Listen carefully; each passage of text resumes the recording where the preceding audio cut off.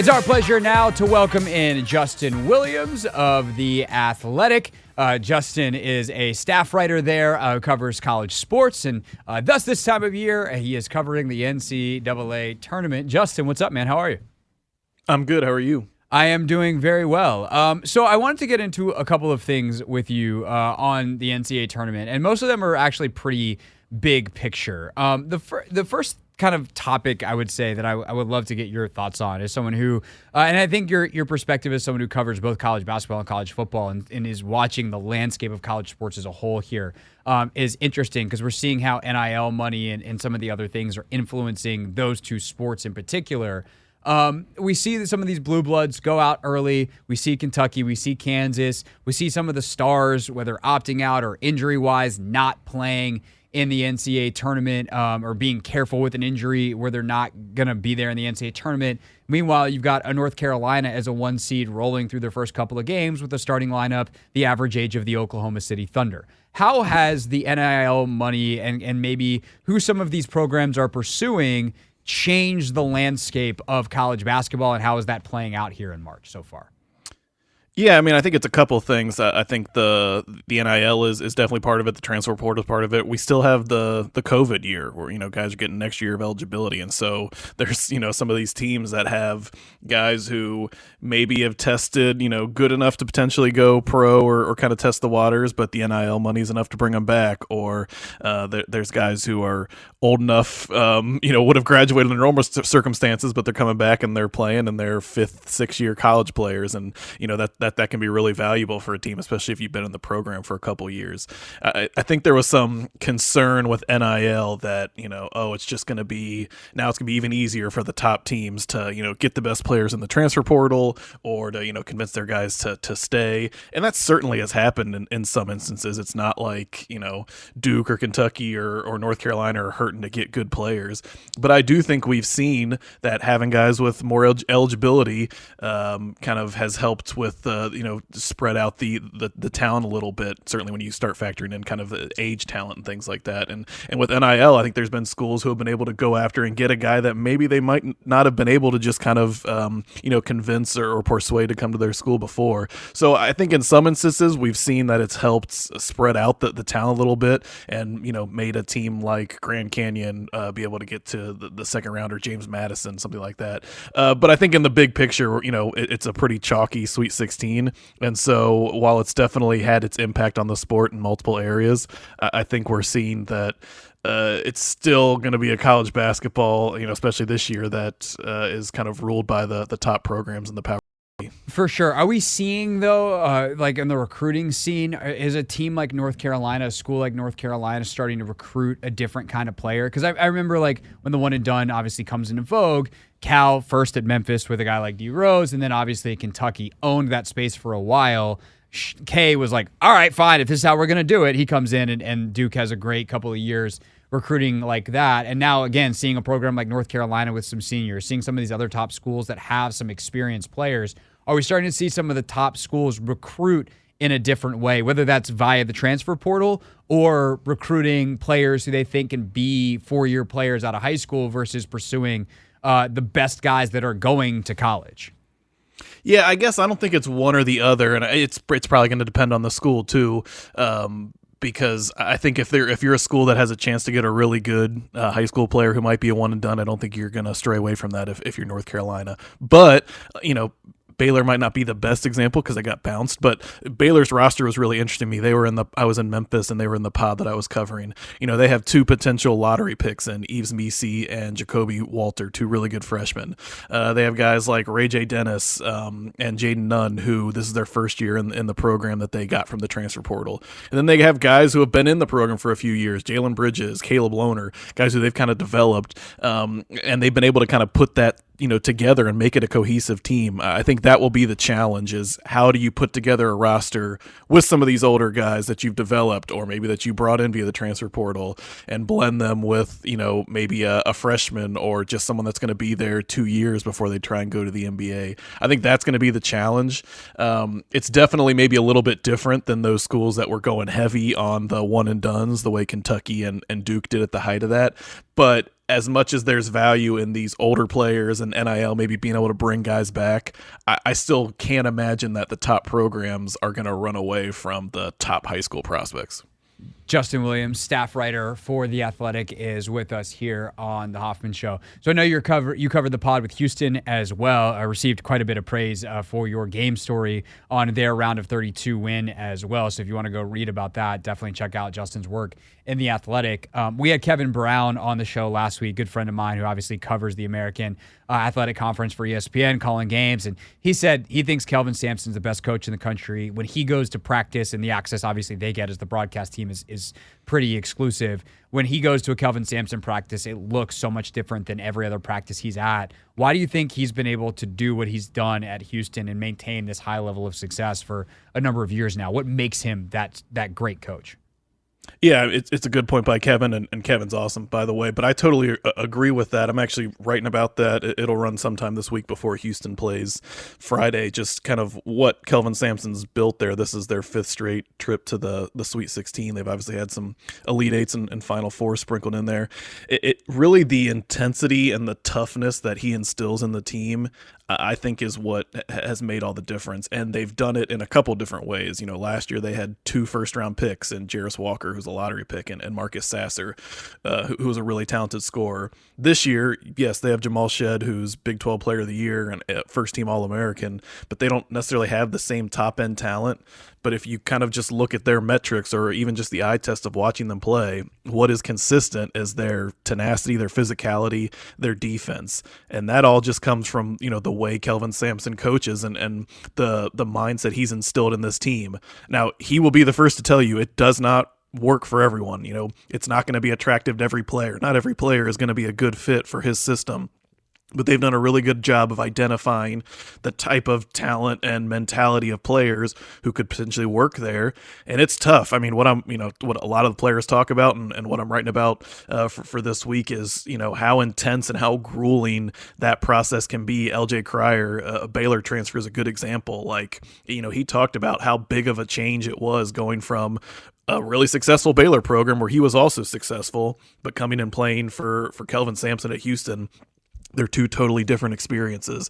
And so I think, his and his staff's ability to find those guys like Jamal Shed, who was a really good and talented high school player, or Juwan Roberts, same thing, a really good and talented high school player, they can still get some 4- and 5-star guys, but it has to be the ones that have the right mindset, kind of that what LJ Cryer described as like a savage mindset to play in that program. And when it works, it really just grinds teams down. They beat Longwood by 40. Longwood's a 16 team. They should beat them by 40. But the Longwood coach talked after the game, Griff Aldrich, about just how they break you down because of the way they play defense, and it deflates the opposing team on offense, and then that lowers their kind of attention to detail on defense. And you see that whether it's a 16 seed like Longwood, or you see that against teams they played in the Big 12 this year, that their intensity and their effort and their defense just grinds them down to the point that maybe they can hang with them for a few minutes early on, or maybe like Texas A&M, you make this big comeback towards the end of the game, but to take out a team over the course of 40, or in Sunday's case 45 minutes like Houston, it's a pretty tall order most of the time. Justin Williams from The Athletic with us here on the Hoffman Show. Look forward to that piece for sure. And I also think it's kind of I don't know, it's ironic, funny, whatever the word that goes here is, that they grind teams down and yet they're scoring 100. They are able to keep the pace high, and I think that's something that's been nice to see. And there's of course going to be games like the Tennessee-Texas game, which was just abysmal. Like that was a grind in the absolute worst way. College basketball at its worst, where you don't get a team above 65. But there's been a ton of games where there's been a lot more scoring in this NCAA tournament. What do you attribute that to? Is that, pace of play generally in basketball these days being faster at all levels? Is that, a mentality shift, better shooters staying in school longer? Like what has led to the uptick where we have had some games finishing, 195 in regulation? Yeah, I mean, I think that's part of it. All the things you mentioned. I think part of it is CJ Moore, who I work with at The Athletic, wrote about this. The block charge rule change, I think, has actually helped offense and made it a little bit more free flowing. It's actually kind of bumped scoring up.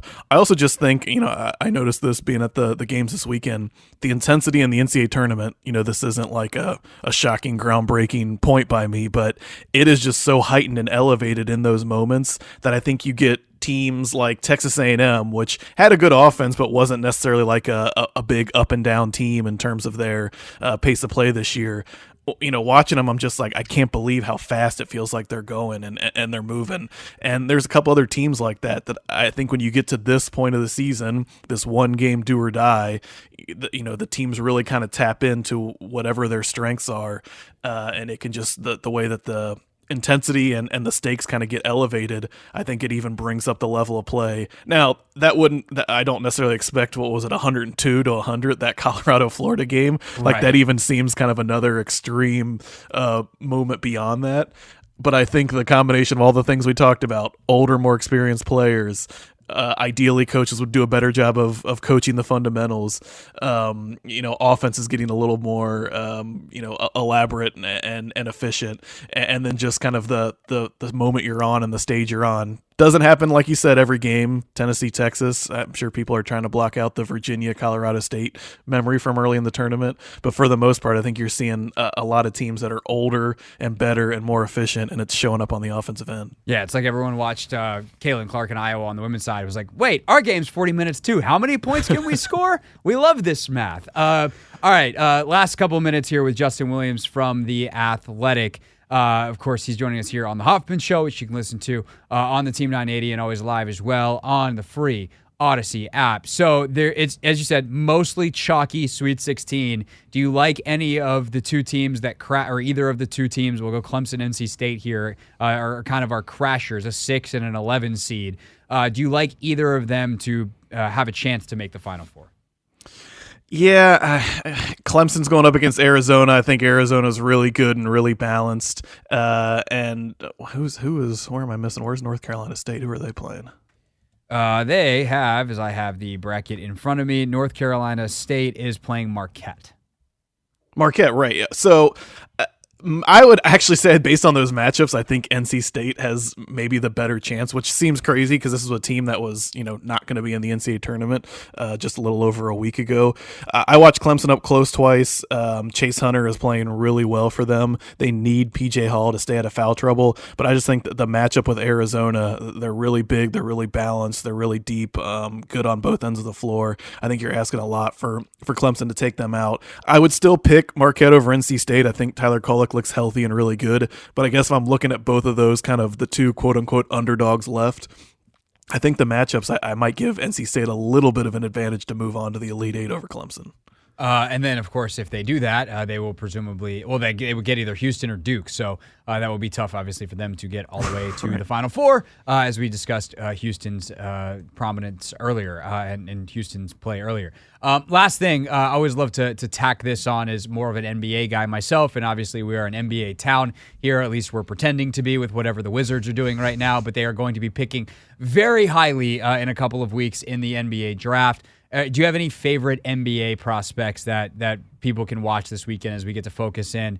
Not multiple games going at once, but it's like, hey, I got to make sure I carve out time to watch this guy play because he could be in a Wizards uniform at the top of the draft next year. Yeah, I'm probably not the best person to ask this question because I'm not a huge NBA guy, but I know Dalton Connect with Tennessee. I'm kind of interested to see, he kind of came out of nowhere this year. What does he project like at the NBA level? It seems like he's going to be a lottery pick. But something I'm a little bit fascinated by and would like to dig in a little bit more maybe during the offseason is this idea of the lottery pick role player. UConn's really kind of perfected this the past couple of years. They had Hawkins last year, Stephen Castle this year, who is being projected as a lottery pick and is like the 4th or 5th option for UConn. And obviously it worked last year that they won a national title, but I'm kind of curious to see, watch a little bit closer. How does he fit in with this UConn team? And maybe in some ways, how does that actually endear him a little bit more to NBA teams? Because yes, they want a lottery pick to come in and kind of make an impact and be a go-to guy right away. But maybe it's more realistic to expect a rookie to come in and kind of have to find his footing and find a role on the team. And for whatever reason, it's not a surprise UConn has a chance to go for back-to-back titles, because I think they've found a good way of bringing in these really talented freshman one-and-done players, but not necessarily having to lean on them and rely on them as a go-to guy. And so Stephen Castle, I'm really kind of curious to see what he looks like here the second weekend of the tournament. That's really fascinating, because I think that the NBA, the best teams, realize we got to find stars in their roles. And, for a lottery pick, that doesn't even necessarily have to be being the star. You don't have to be the star at being the star. If you're a star in your role outside of being like a top 3 pick kind of guy, and even then, depending on the year, that's really fascinating, and I think you're right, would endear players to certain NBA GMs building teams certain ways, and especially the way college basketball is right now. We'll see, over the next couple of years with G League Ignite shutting down, if players, the best American players, return to college. But basically what I'm saying, Justin, is I will read that piece. So when you write that, I will be on the lookout for it. Justin Williams, writing for The Athletic, covering college sports, doing a great job. Justin, this was great. Really appreciate your time. Enjoy the rest of the tournament, and perhaps we'll talk to you again before it's all said and done. Absolutely. Thanks, Craig. Appreciate you having me. That is Justin Williams, again, from The Athletic, with us here on The Hoffman Show. Anthony, we're now in an awkward, I went too long with the guests. We could take a break, or we could just keep talking amongst ourselves. What do you want to do, dear producer of this radio show? I think we should talk amongst ourselves. Okay, we can do that. Hey, Anthony, what do you want to talk about? You guys were just talking about the NCAA tournament and which of the underdogs could definitely make some noise. I am with Justin when it comes to NC State. Again, they're America's team, the Cinderella story, and I've liked what I've seen out of them so far. To have won 7 games in 12 days it seems crazy, but I think they're riding the momentum, and I think that's really what college basketball is all about. Even the NBA. It's just about getting hot at the right time, and I think, they're gelling at a very good time, and they're led by some seniors. So I really like what NC State has, and I think they'll be able to take down Marquette. I still have them in my Elite Eight. I do have them falling, though, but I do have them getting past Marquette in the Sweet 16. And, obviously everyone should pick with Anthony because he got 14 of his 16 correct. I think what I love about March is the survive and advance element of it, and good teams do this. Like on the women's side, Iowa last night, right? That game was a bloodbath of a game. It was funny. I almost looked at Rachel at one point and said, "This game is a bloodbath." And then I look up at the screen again, and Caitlin Clark is bleeding from the knee. It literally became a bloodbath. And it's the kind of thing where I don't really think anything different about Iowa other than they survived a tough game that wasn't remotely played in the style that they like. They would, this is a team that scores 80, 90 points a game. They're the best. They're the highest scoring team in Division I, and they were held in the 50s last night. And yet they survived the weekend, and now you get these couple of days to reset. And I think there's some other teams on both sides that kind of had similar weekends where it's can you just get through the opening weekend? And there is such a reward for surviving 2 games at a time. Getting to the Sweet 16 is a big deal. And that's why teams celebrate it. And you kind of get that moment to celebrate surviving the weekend. And then you reset. And then you go at it again in the Sweet 16. You don't have any time to celebrate getting to the Elite Eight because the game is 2 days later. You go play again. And if you're lucky enough to get to the Final Four, you cut down the nets for getting there because that's how significant the achievement is. And I think there's kind of a beauty in that tournament style that you play. Yes, it is one big tournament where you crown a champion at the end, but in some ways it's 2-game tournament, rest, reset. 2-game tournament, rest, reset. And if you're lucky enough to be one of the Final Four, 2-game tournament, we're either the champions or we're not. And I think that there's a beauty in that. And I think for a team like NC State, if they can continue the rhythm, for them, they don't want a 2-game tournament. They're can we play again in 2 days? Like they figured something out late in the season or got hot or whatever it is, and they're like, let's just keep this gravy train rolling.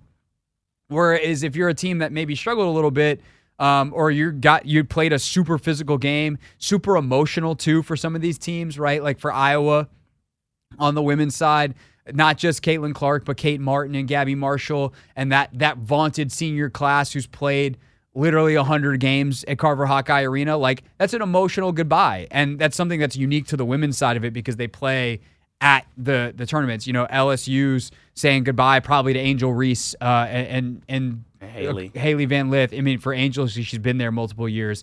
Haley, it's just the one. But, like, you get that emotional goodbye. Aaliyah Edwards at UConn getting that emotional goodbye before moving to the neutral sites for the Sweet 16 and Elite 8.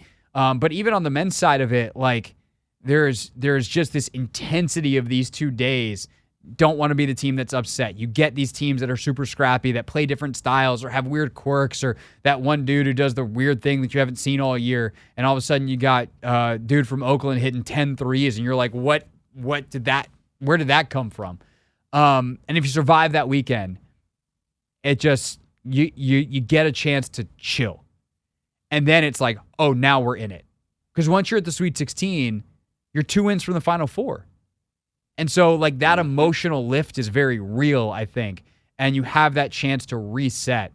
And so I wonder how a team like NC State, who's been riding a high, handles that. Because they don't want to, as I said, they don't want to reset. No, they don't. They just want to keep that gravy train rolling. Yeah, and also I just feel like with NC State, they really prioritize every possession. I feel like, and that's what we see, like, down the stretch of all these games. Like, these possessions, like, really matter. They're constantly utilizing the full shot clock. And, yeah, so, like, NC State, if they play their speed, you know, slow the game down, defend, you know, bang inside with DJ, and then, like, play like that, I think, I don't know, it's going to take them far. It's going to take them far. But to your point about, you know, them getting this 3, 4, 5 day rest before the Sweet 16, it might be a little concerning because of the run that they've been on. Yeah, we'll see. We'll see. Hey, this is DA, and you're listening to The Hoffman Show on the Team 980 and the Odyssey app.